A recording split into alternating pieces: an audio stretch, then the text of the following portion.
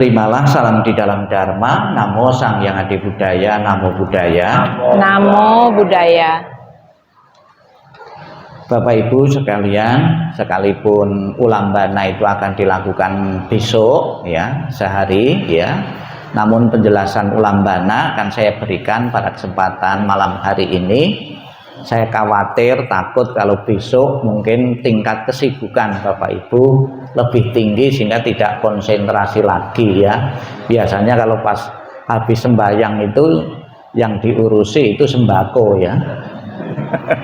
Ya di mana-mana seperti itu, saking tidak sempat setelah baca ya liamking ya itu dengarkan ceramah penjelasan ya, biar fokus apa makna ulambana yang akan kita lakukan besok, kita akan berikan pada malam hari ini. Baru saja Bapak Ibu mendengarkan penjelasan Sang Buddha ya, yang berkaitan dengan persembahan-persembahan makanan yang diberikan, yang dipersembahkan untuk leluhur-leluhur yang telah tiada. Yang saya baca tadi bukan versi Mahayana, namun versi Theravada ya, dalam Tirokoda Sutta. Nah, cerita Tirokoda Sutta dengan Ulambana Patra Sutra itu ada kemiripan-kemiripan ya. Maka di kalangan umat Buddha, sekalipun bukan tradisi Mahayana dan Tantra, di beberapa wihara-wihara mengirim doa atau arwah yang telah meninggal ya, dalam tradisi wihara-wihara Theravada pun itu juga berbarengan disamakan dengan bulan 7 ini, pas ulambana ini ya. Padahal sebetulnya pelimpahan jasa atau patidana itu bisa dilakukan setiap saat, namun ulambana tidak bisa dilakukan setiap saat. Ada bulan khusus ya, bulan khususnya bulan 7 ya. Kemudian ada lagi bulan khusus untuk arwah-arwah, yaitu bulan Cengbing ya. Jadi di wihara biasanya difasilitasi umat untuk mengirim doa kepada leluhur yang telah tiada.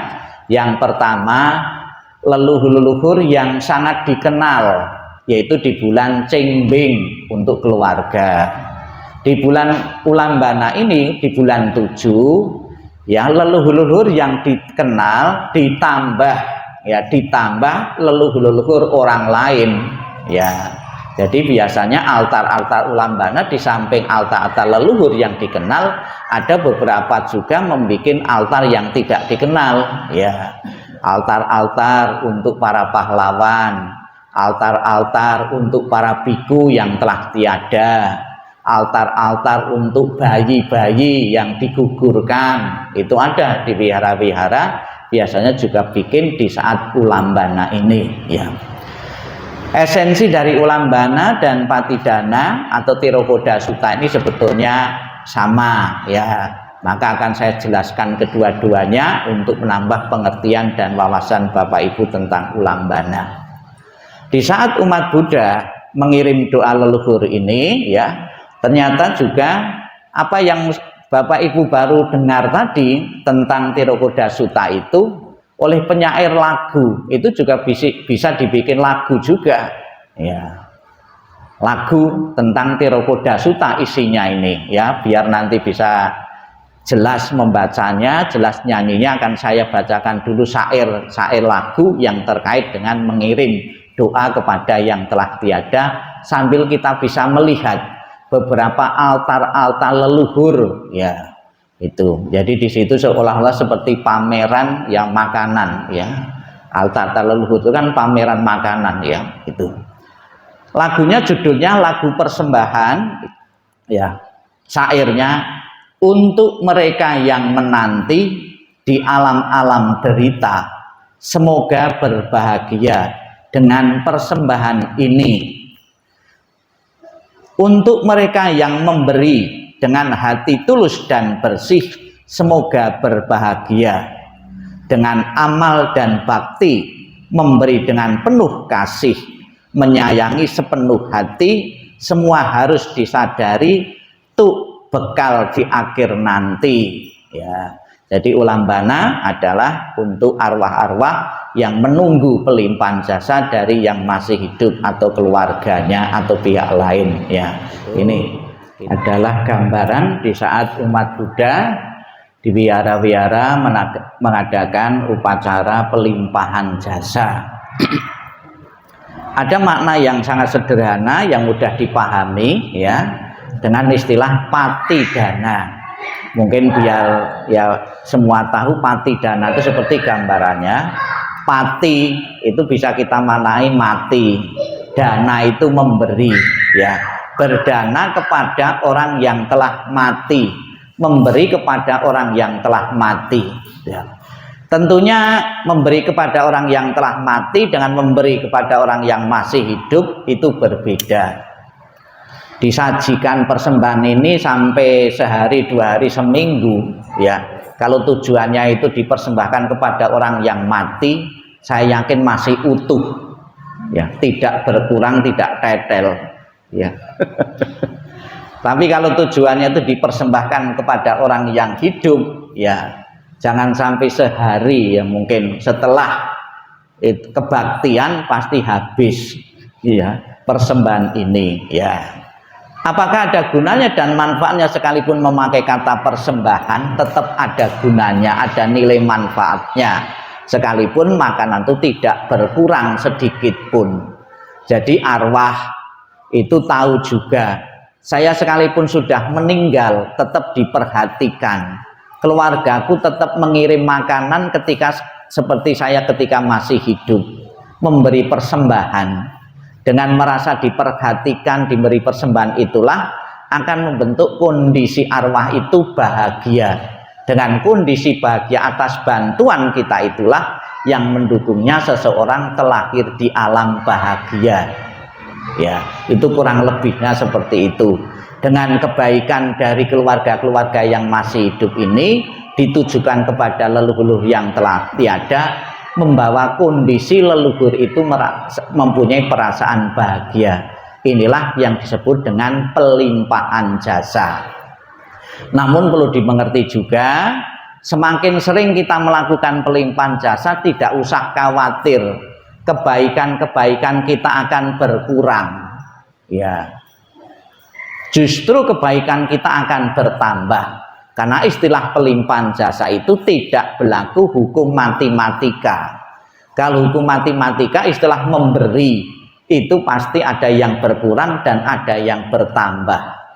Dengan kita memberi pelimpahan jasa kepada leluhur bukan berarti kebaikan kita berpindah ke tangan leluhur terus kebaikan kita berkurang, atau bertambahnya kebaikan leluhur berkurangnya kebaikan yang memberi, itu tidak demikian, tidak berlaku hukum matematika.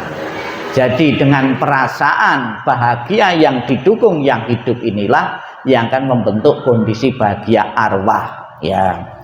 Nah, saya dengar di sini pelimpahan jasa atau patidana atau cengbing, kapan hari saya pernah ngikuti 3 bulan atau 4 bulan yang lalu, itu di sini altarnya tidak ada altar yang khusus, dibikin altar bersama ya. Ini masing-masing daerah mempunyai kearifan lokal sendiri, tentunya juga perlu dihargai. Kalau di lain tempat ya, itu per meja itu ada harganya ya. Ada ganti beli buah-buahan. Di Surabaya kemarin ada yang tertinggi 5 juta setiap meja itu, ada yang 1,5, ada yang 1 juta, ada yang 500, ada yang sukarela ya, tergantung kemampuan seseorang ya.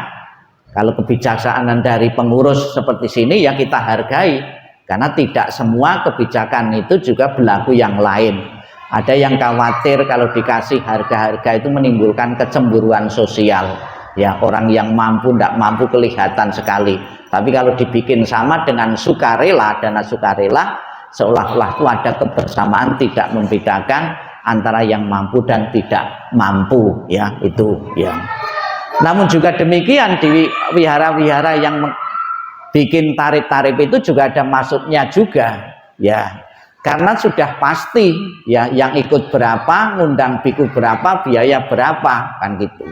Sebab ngundang biku dari jarak jauh itu juga tidak murah, biayanya jutaan ya. Kalau belum ada dana yang pasti kan khawatir masa mau utang, ya kan tidak mungkin juga, ya itu. Jadi memang biaya ya untuk ulambana itu memang sangat besar ya biayanya, ya. Syukur di sini Bapak Ibu tanpa tarif tertentu pun juga Bapak Ibu sudah antusias dan sudah mencukupi dari apa yang akan dilakukan di saat ulambana ini. Memang ada plus minusnya, ya. Wihara-wihara mengadakan upacara dengan saji-sajian makanan yang lengkap dan mewah itu, ya, yang saya lihat, ya, itu, ya, yang negatifnya banyak mubazirnya. Makanan-makanan terutama nasi, sayur itu terbuang-buang. Padahal sementara di lain tempat, ya, itu banyak orang yang kekurangan makanan, ya. Lebih-lebih mungkin kalau kita sudah tahu, ya, makanan bekas sajian leluhur itu pasti tidak mau. Karena rasanya beda, rasanya anyep katanya kalau bekas makan leluhur-leluhur itu, ya. Ya anyepnya saya tahu juga sebetulnya penyebabnya. Karena dalam sehari itu dikapiui air berapa kali itu. Terutama nasi sayur itu di saat tapecu, di saat embun surgawi dalam satu hari itu 4-5 kali dikapiui air, dipercik air, ya pasti anyep, ya. Kalau cuma sekali saja ya tetap manis, ya. Ya itu, ya. Jadi persajian ini, ya, itu banyak sekali yang mubazir, ya. Namun ada juga wihara yang menerapkan, ya, bagi persembahan-persembahan yang tidak dibawa pulang oleh keluarganya diwadahi, ya, diwadahi kemudian dibagikan kepada fakir miskin, ya. Itu ada yang mau juga tinggal di rumah nambahi ayam atau apa kan gitu, pasti lebih enak juga, ya. Tidak anyep lagi mungkin, ya. Ya. Jadi Bapak Ibu sekalian, ya, ini adalah gambaran patidana. Ulambana atau patidana sebagai hari bakti sebetulnya. Hari bakti yang pertama, hari bakti kepada wihara. Karena banyak wihara-wihara untuk mengumpulkan biaya operasional atau kas, ya, itu di saat ulambana dan di saat poun. Ya. Di saat ulambana dan di saat poun ini wihara-wihara baru punya kas wihara. Jadi Bapak Ibu ikut berpartisipasi dalam ulambana itu ikut biaya operasional dari wihara-wihara ini. Terutama wihara-wihara yang habis kena Covid 3 tahun, itu kasnya banyak yang kosong, ya. Ini mulai rame lagi, ya.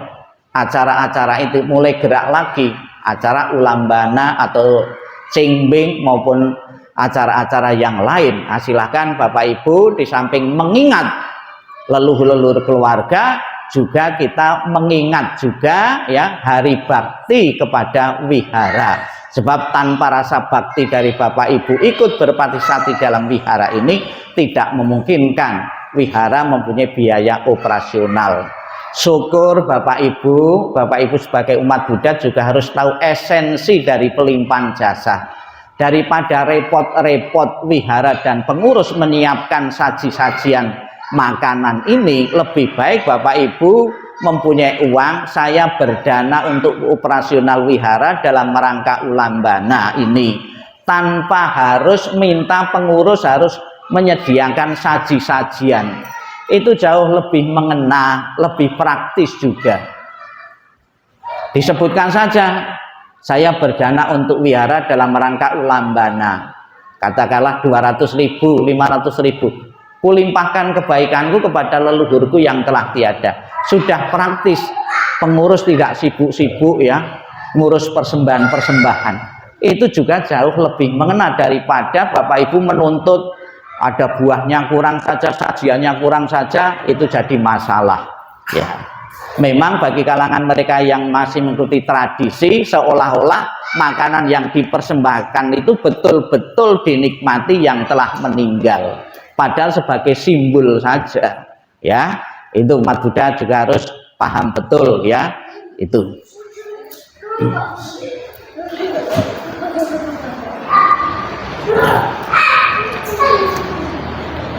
Kita akan berbicara tentang ulambana, ya. Istilah ulambana itu berasal dari bahasa Pali sebetulnya, ya. Ada seorang profesor, ya, itu mengadakan penelitian ulambana berasal dari perubahan kata ulumpana yang berarti menaikkan, menyelamatkan, menolong, ya. Kemudian menjadi ulambana, ya, menaikkan makhluk-makhluk yang berada di alam bawah, alam penderitaan, alam peta. Cerita tentang alam peta, alam penderitaan itu kalau di saat kita berbicara dengan agama yang lain tentunya juga harus hati-hati, ya.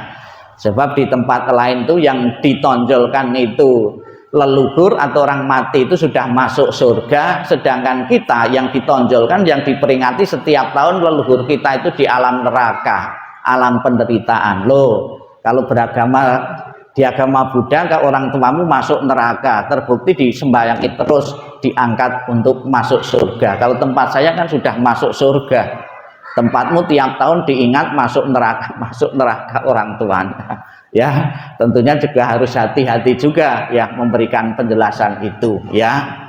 Jadi tidak setiap orang tua kita, leluhur kita itu sebetulnya masuk di alam penderitaan, alam neraka. Doa ulambana atau ngirim doa, entah itu ulambana, entah itu cimbing atau peringatan-peringatan adalah antisipasi, berjaga-jaga. Kita kan tidak tahu secara pasti leluhur kita, orang tua kita, nenek kita, engkong kita telah di alam mana. Tidak tahu, ya. Karena tidak tahu, kita bikin antisipasi. Antisipasinya mengadakan doa kepada leluhur. Seandainya leluhur telah di alam penderitaan, sudah menjadi kewajiban bagi kita untuk membantu mengangkat leluhur itu yang telah tiada itu, ya. Apakah bisa leluhur yang di alam penderitaan terangkat untuk dinaikkan di alam bahagia? Ada sebuah ilustrasi, ya. Ada seorang pemuda yang baru saja kehilangan ayahnya, meninggal. Sebagai anak yang berbakti, agar orang tuanya yang baru saja meninggal itu masuk surga, dia menemui Sang Buddha. Sang Buddha, ayah saya baru saja meninggal. Mohon dengan cara apa, Sang Buddha, agar arwah dari orang tuaku bisa terlahir di alam bahagia, alam surga. Kemudian pemuda ini dibawa oleh Sang Buddha di sebuah kolam, sambil suruh membawa minyak dan batu. Telah membawa minyak dan batu, Sang Buddha menyuruh pemuda, sekarang lemparkan batu tadi ke kolam, minyak tadi dituang di kolam, ya. Karena batu itu berat, tenggelam, minyak ringan itu terapung.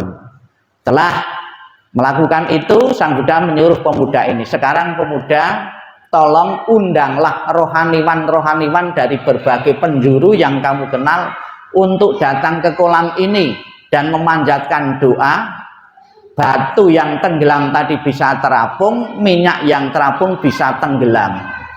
Kemudian pemuda ini menjawab, sekalipun didoakan dengan cara apapun Sang Buddha, agama apapun Sang Buddha, tidak mungkin terjadi batu yang tenggelam bisa terapung, minyak yang terapung bisa tenggelam. Kenapa tidak bisa terjadi?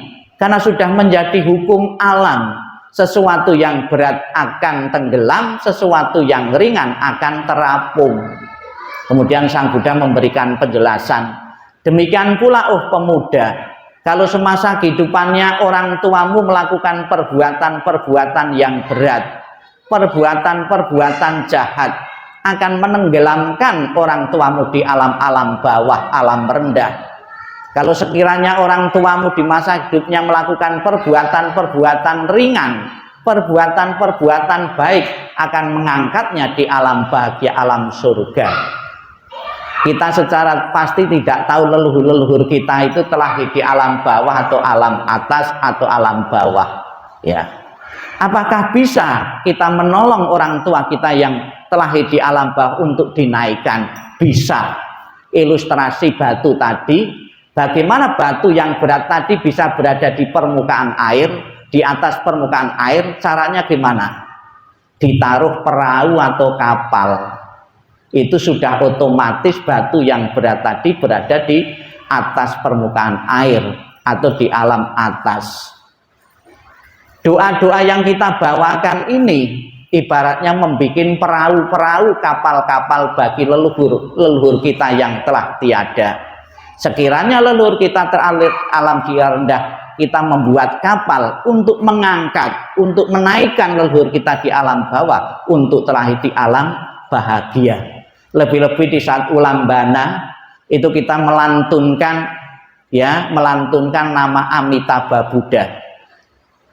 Syair atau suta atau janji dari Buddha Amitabha yang ke-18 beliau mengatakan, barang siapa menyebut namaku, mengulang namaku dengan penuh keyakinan dan berharap untuk terlahir di alam surgaku, surga Sukawati, maka aku akan menjemput arwah itu dan menempatkan di alam surga bahagiaku, yaitu surga Sukawati. Jadi Bapak Ibu Saudara sekalian, kesimpulannya pelimpahan jasa, ulambana, cingbing maupun peringatan-peringatan itu ada nilai manfaatnya untuk membantu sekiranya leluhur kita berada di alam bawah bisa terbantu terangkat di alam bahagia. Ada ilustrasi yang lain, ibaratnya leluhur kita itu sedang kesulitan di lautan, ya, terapung-apung di lautan. Apa yang bisa membantu mereka yang sedang terapung-apung di lautan? Apakah uang kita? Ternyata sederhana, kita melemparkan ban, ya, pelampung itu sudah membantu. Yang berharga yaitu bantuan dari doa-doa yang hidup ini untuk leluhur yang telah tiada. Namun gimana Bante, kalau setiap tahun, ya, itu kita sudah setiap tahun mengadakan doa-doa. Kalau seandainya orang tua kita sudah terlahir di alam surga, apakah perlu tiap tahun? Ya. Pernahkah Bapak Ibu setelah ulambana pada malam hari itu diimpeni, tahun depan tidak usah kirim lagi ya? Ada? Saya sudah masuk surga, tidak usah kirim lagi, tidak usah repot-repot. Ada yang pernah diimpeni gitu? Enggak. Ada? Tidak ada. Ya. Jadi leluhur-leluhur kita itu bukan setingkat di atas kita, bukan hanya ayah ibu kita, nenek kita. Kurang lebih ada 6-7 keturunan di atas kita yang kirimi doa itu membawa manfaat bagi mereka. Sekalipun seandainya leluhur yang ada ikatan karma kita sudah habis, yang mendapat manfaat dari pelimpahan juga makhluk-makhluk di alam-alam rendah. Silakan Bapak Ibu berpikir seperti Bodhisattva Ksitigarbha. Bodhisattva Ksitigarbha itu mempunyai tekad, kalau neraka itu belum kosong, saya tidak akan mencapai kebuddhaan atau tidak berhenti untuk membantu mengentaskan makhluk-makhluk di alam bawah. Jadi Bapak Ibu, cinta kasihnya, ya, welas asihnya jangan dibatasi dengan kerabat-kerabat yang telah meninggal. Kalau bisa semua makhluk yang berada di alam-alam bawah. Artinya Bapak Ibu mempunyai cinta kasih dan welas asih seorang bodhisattva. Tidak pernah membatasi hanya keluargaku, hanya yang saya kenal saja, tapi semua makhluk.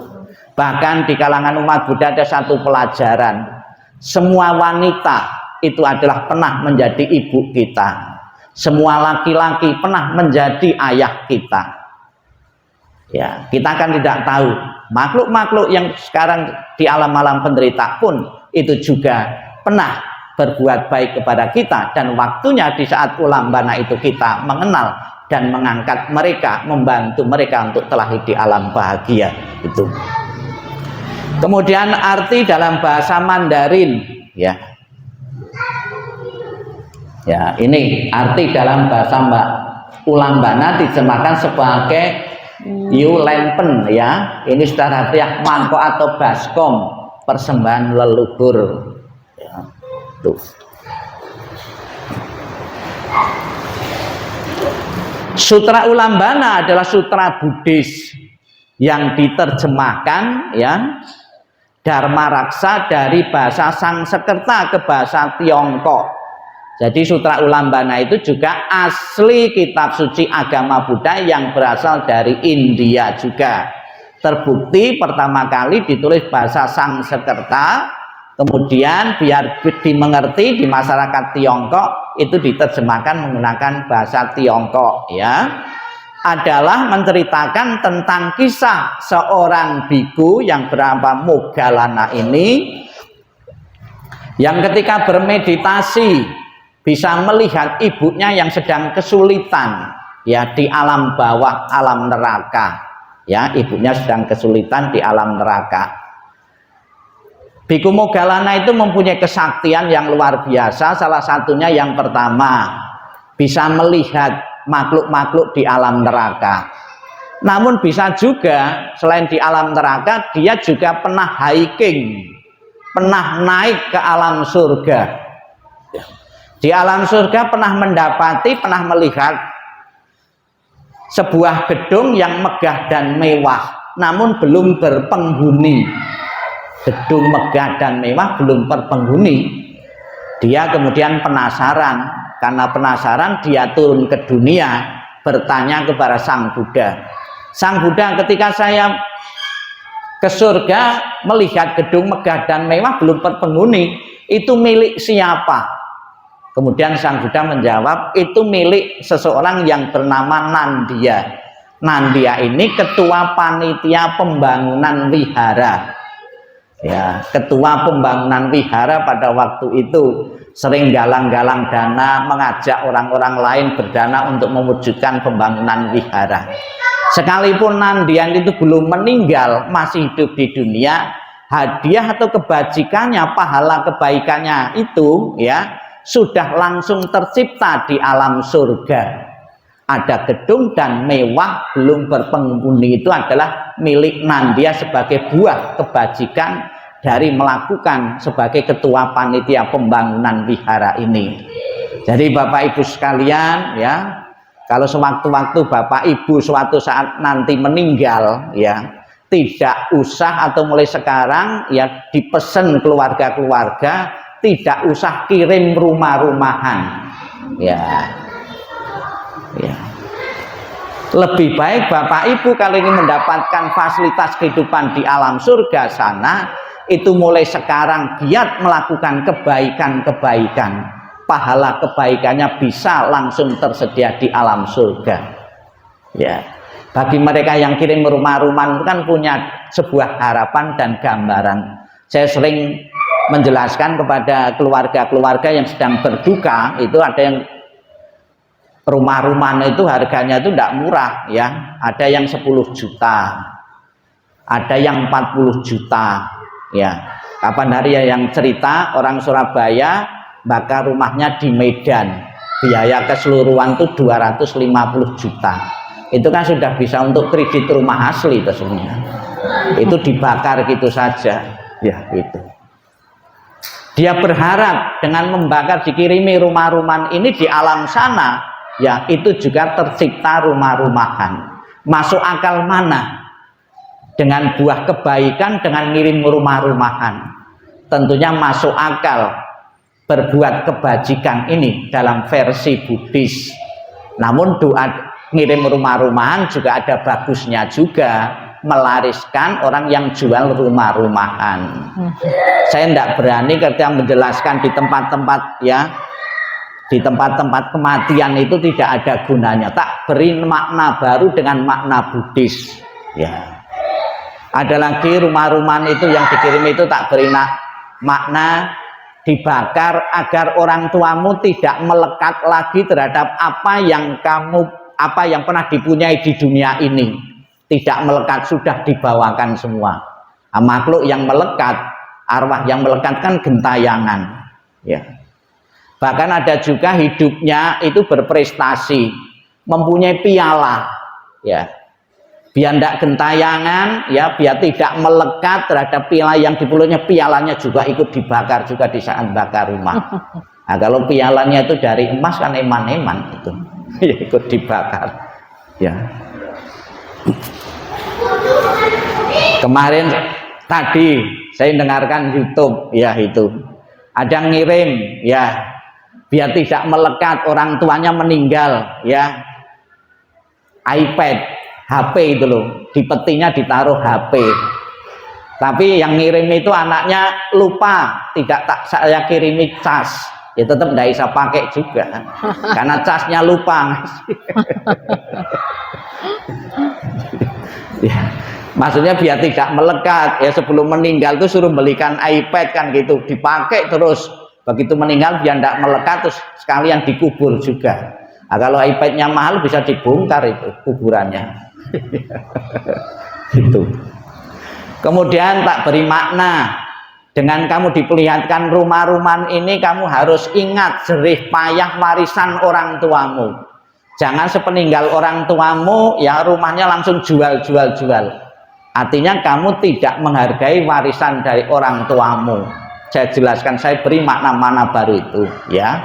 Sebab saya kalau jelaskan bakar rumah itu tidak perlu, saya bisa dimungsuhi orang banyak juga. Ya itu. Jadi ada beberapa ya penjelasan yang berkaitan dengan kelahiran di alam-alam sana ya itu. Sutra Ulambanya menjadi dasar perayaan umat Buddha terutama di Asia Timur ya. Di saat para biku pas Ulambana ini masa katinanya para biku aliran Mahayana selesai retret. Ada yang disebut dengan Ulambana ini masa berakhirnya masa wasa bagi para biku, karena biku Mahayana biasanya itu masa retretnya, masa wasanya lebih awal ya, lebih awal 3 bulan yang lalu sudah. Dan pas Ulambana ini adalah pas katinanya bagi para biku Mahayana. Maka kapan hari waktu saya di Surabaya, biku Mahayana itu mengatakan, coba kamu anjurkan pengurus itu ya dananya dikumpulkan, diketahui sangga. Setelah diketahui sangga, dipotong biaya-biaya operasional ini, biaya persembahan ini, karena itu sangga harus tahu ya. Oh ya, coba nanti akan saya coba. Tapi biasanya yang sudah berjalan itu biasanya pengurus tidak mau ya gitu, karena besar sekali biayanya. Kalau kantina memang yang mengelola langsung diserahkan ke sangga, tapi kalau Ulambana itu belum umum ya, itu diterapkan.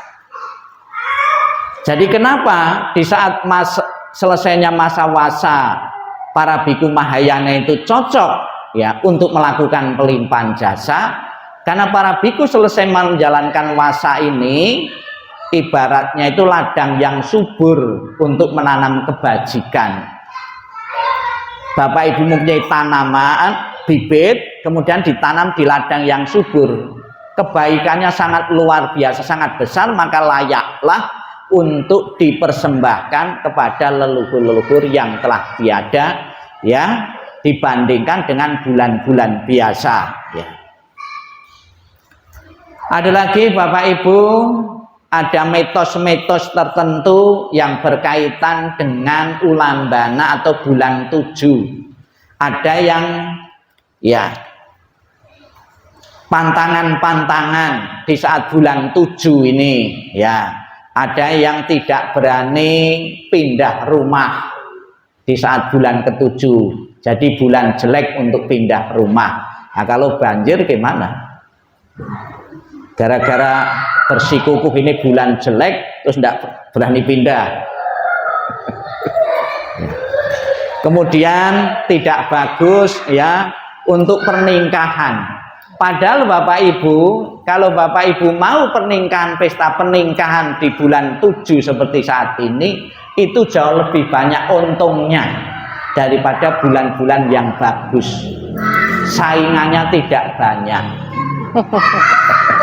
Dapat sumbangannya lebih banyak, lebih besar. Karena kalau bulan-bulan baik kan pasti yang pernikahan kan lebih banyak ya, uangnya dibagi ke sana kemari. Kalau pas bulan jelek ini kan paling 1 atau 2. Bapak Ibu lebih beruntung sebetulnya ya, kalau mau, kalau berani ya. Kalau hitung-hitungan matematika ya. Kemudian ada lagi, hingga larangan menengok saat ada orang memanggil ya dari belakang. Ya. Kemudian juga ada yang mengkaitkan bulan 7 ini adalah bulan kematian. Banyak kematian-kematian. Ternyata juga ada betulnya juga. Saya kan pelayanan di Surabaya itu sering ya, pelayanan itu. Di Adijasa, di Green Haven itu. Pas bulan 7 ya, itu penuh. Ya. Tapi kalau bulan-bulan biasa ya biasa saja, tidak penuh ruangan-ruangan itu. Di saat bulan ke-7 ternyata lebih banyak yang meninggal. Ya. Ada yang mengatakan karena bulan 7 itu bulan pintu nerakanya dibuka, ya setan-setan itu mencari teman-teman untuk diajak. Ya. Maka Bapak Ibu ada ungkapan dari orang tua, nasihat orang tua ya. Kalau dimimpi, ya dikasih mimpi orang yang meninggal, ada yang mengajak, jawab saja, saya tidak mau, saya masih punya tanggungan banyak, gitu. Dijawab itu saja, kalau mau ya kita diajak mati, ya. Ya. Ya. Ada juga, ya itu.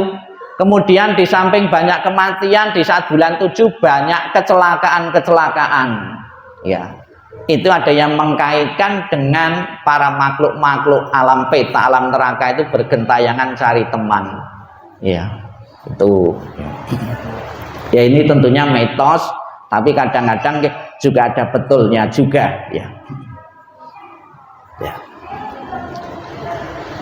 Di dalam kitab suci, dalam Ulambana Sutra disebutkan, jika seseorang dapat mempersembahkan dana-dana kepada sangga pada hari prawarana, itu akhir retret, ya. Ayah dan ibu pada masa kehidupan sekarang, orang tuanya dari ke-6 generasi yang lampau akan terbebas dari 3 alam penderitaan. Ya, jadi bukan 1 tingkat 2 tingkat leluhur kita yang telah tiada, namun kurang lebih ada 6 generasi yang terselamatkan, yang mendapat manfaat dari pelaksanaan ulambana atau doa itu. Ya. Ya. Bagi umat Buddha, ritual ulambana ya, di mana hari bakti dan kasih sayang kepada orang tua dalam kehidupan saat ini. Orang tua yang sudah meninggal kehidupan saat ini mendapat bakti kita.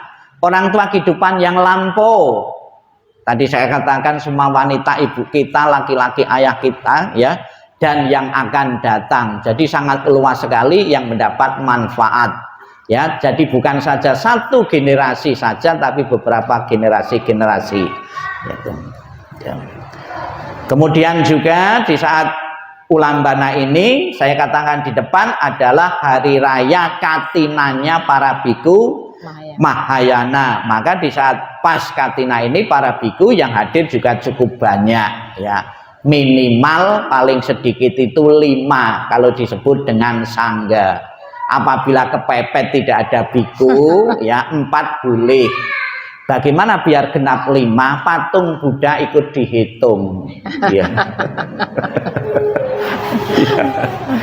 Kapan hari saya di Banyuwangi, ya, untuk mendatangkan biku dalam jumlah yang banyak itu kan susah juga toh.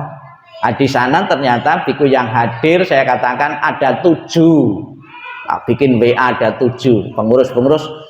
Siapa saja Bante, ini kok ada 7 biku. Akhirnya ngitungnya di situ ada Buddha, patung Buddha, patung Sariputra dan Moggallana kan sudah 3. Yang datang orang ini ada 4, kan sudah 7 kan. Iya. Ya, itu.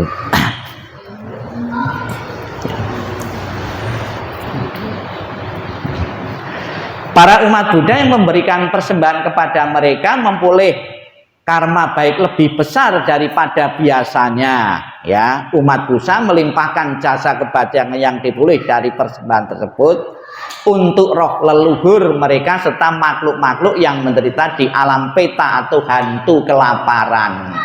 Jadi disebut hantu kelaparan, ya.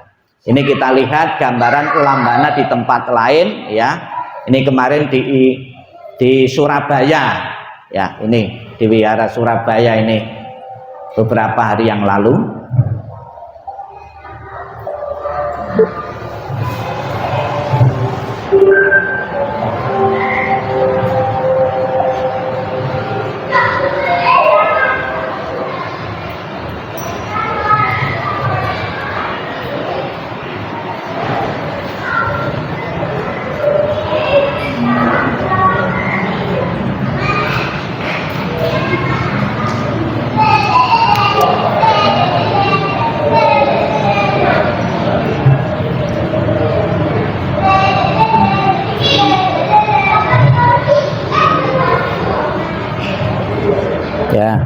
Ini ada yang 1,5 juta, ada yang 1 juta, ada yang 500 ya. Ini. Kemarin ada 8 biku ya di sana.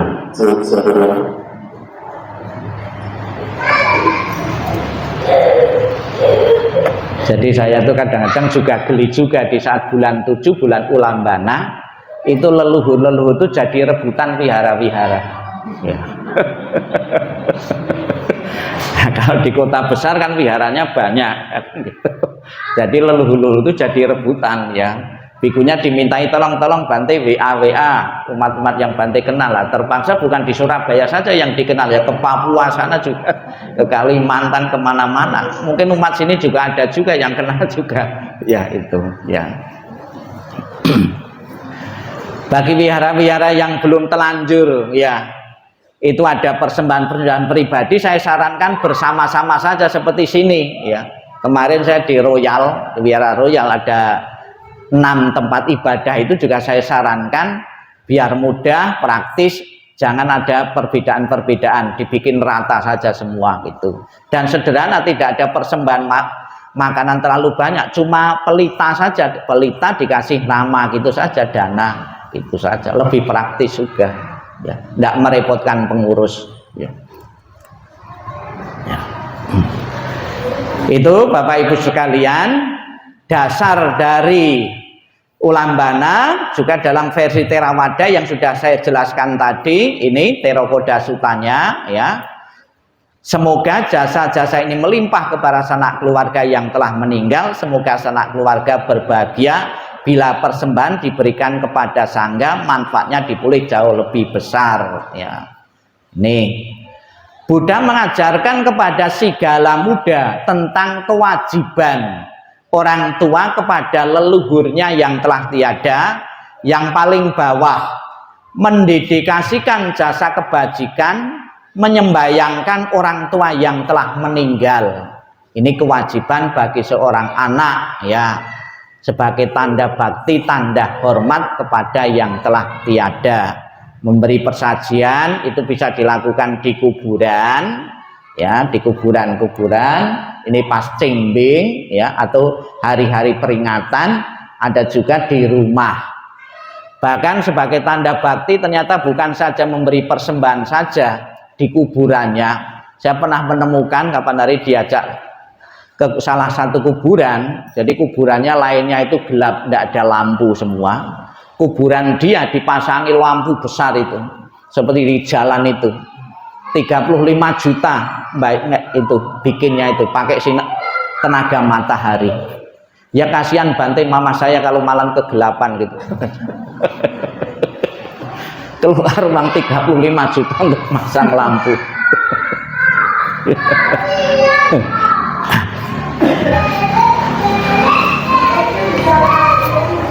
Ya.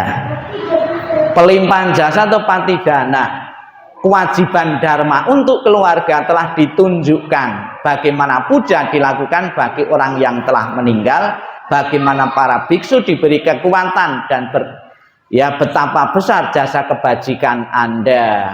Ya, itu pas katinanya para biku ya. Kemudian ada pertanyaan, apakah bisa menerima ya semua leluhur-leluhur yang telah tiada itu kebajikannya ya. Ada seorang brahmana namanya Janusoni bertanya tentang manfaat persembahan yang telah meninggal. Sang Buddha menjawab, ada yang menikmati, ada yang tidak ya.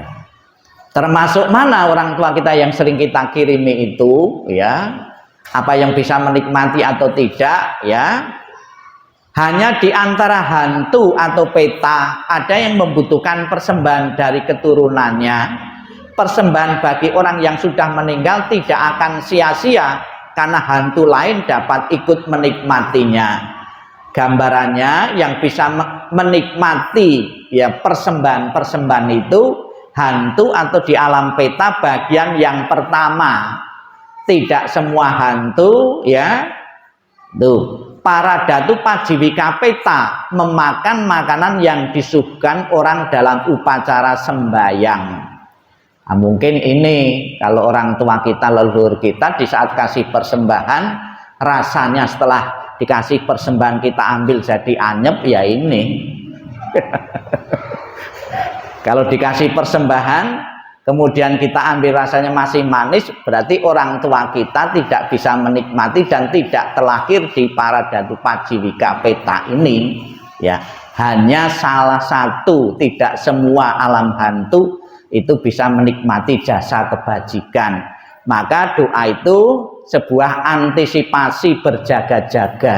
Kita tidak tega orang tua kita terlahir di alam-alam peta dan membutuhkan bantuan dari kita, mereka bisa menikmatinya. Alangkah bahagianya, ya, seperti yang dikatakan oleh Biku Moggallana, ya, itu.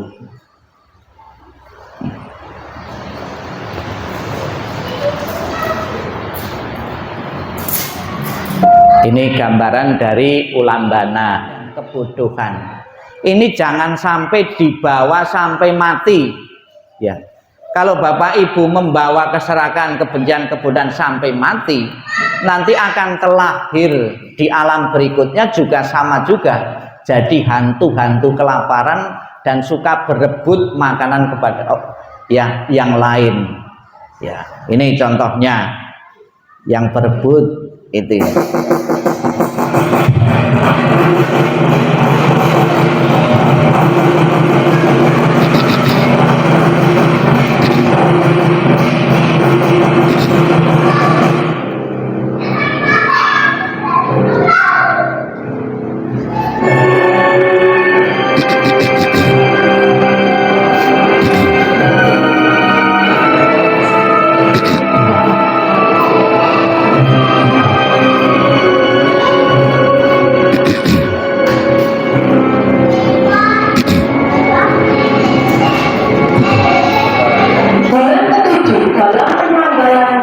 disebut sebagai bulan hantu. Di tanggal 15-nya itu dipercayai pintu alam itu terbuka dan hantu-hantu itu diperbolehkan traveling ke bumi, kayak dapat remisi, gitulah kurang lebih. Dipercayai hantu-hantu yang trek. Ya, seperti ini kan mengandung risiko. Ya, memang acara itu kalau rame itu sukses, ya, dikatakan sukses rame yang datang ini, tapi juga mengandung risiko. Sebetulnya saya juga punya resep cara bagaimana acara itu tetap rame juga, sukses juga. Karena ada uang-uang itu yang disebar itu. Jangan cuma uang receh 50.000, 100.000 coba. Lebih sukses. Pasti jauh lebih banyak yang ikut itu. Ya. Ya, ini ada lagi hal yang sama. Nah, ini di bawah.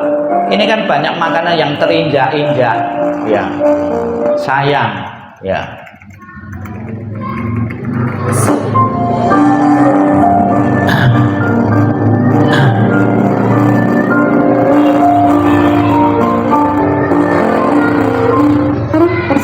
Nah.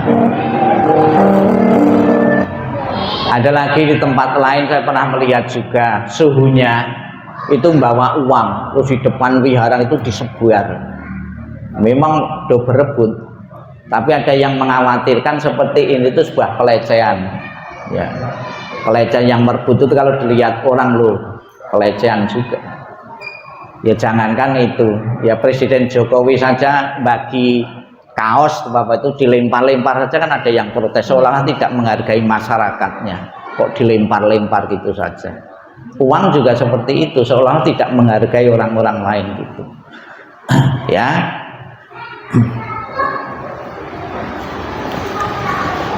Lebih baik mereka yang mau berebut itu dikasih kupon, ya. Yang berhak itu dikasih kupon. Memang kalau di Jawa itu juga ada, bukan ulambana, berebut itu ada filosofinya, ada pelajaran. Gunungan, ya pas musim ya ada syukuran-syukuran itu, pas petani-petani itu biar ada gunungan. Sengaja sebetulnya mau dibagi-bagi saja bisa. Tadi biarkan berebut. Filosofinya kamu ingin mendapat itu harus berusaha. Ya, jangan duduk diem, tapi kamu harus berupaya, berusaha. Sebuah pelajarannya gitu. Ya. Ya. Sembayang leluhur. Nah, ini ada beberapa rumah-rumahan yang ikut dibakar juga di saat Ulambana. Biasanya ada juga koper-koper dinaikkan perahu, di saat ngirim di sini biar di alam sana itu bisa bepergian jauh, dikirimi pesawat. Ada yang pesawat juga ikut dikirim. Terus biar orang tuanya di sana itu tidak kecapean, dikirimi pembantu. Nah, kebanyakan pembantu itu orang Jawa.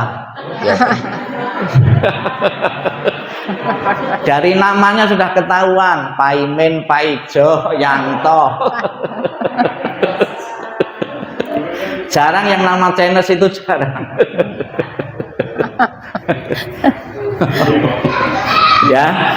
ya ini dikirim itu. Itulah sebuah doa ya. Apabila memang tradisi-tradisi itu bisa membuat Bapak Ibu hidup lebih baik lagi, terinspirasi untuk bakti, silahkan. Itu mau pakai uangnya sendiri kok gitu. Tapi juga tentunya ada pelajaran yang lebih masuk akal. Tadi sudah saya jelaskan dalam cerita Mahmogalana tadi, naik ke surga tadi, ternyata buah kebajikan yang kita tanam itulah yang akan menentukan fasilitas kehidupan di alam sana. Itu jauh lebih masuk akal. Demikianlah Bapak Ibu yang saya berikan. Semoga berguna dan bermanfaat bagi Bapak Ibu. Silahkan Bapak Ibu besok hadir kembali. Rencana mulai jam 9 ya. Jadi ya jam 9 pembukaan, disambung nanti malam hari jam 7. Silahkan kesempatan setahun sekali ini ya untuk hadir, untuk berbakti kepada wihara, berbakti kepada orang tua, dan juga kita ingat jasa-jasa para perintis-perintis wihara ini juga ya. Di saat Ulambana tidak luput kita doakan, karena jasa mereka lah kita bisa mempunyai fasilitas yang kita tempati sampai saat ini. Tanpa jasanya para perintis wihara-wihara yang telah tiada, kita tidak mungkin bisa berkumpul di sini. Sadu, sadu, sadu.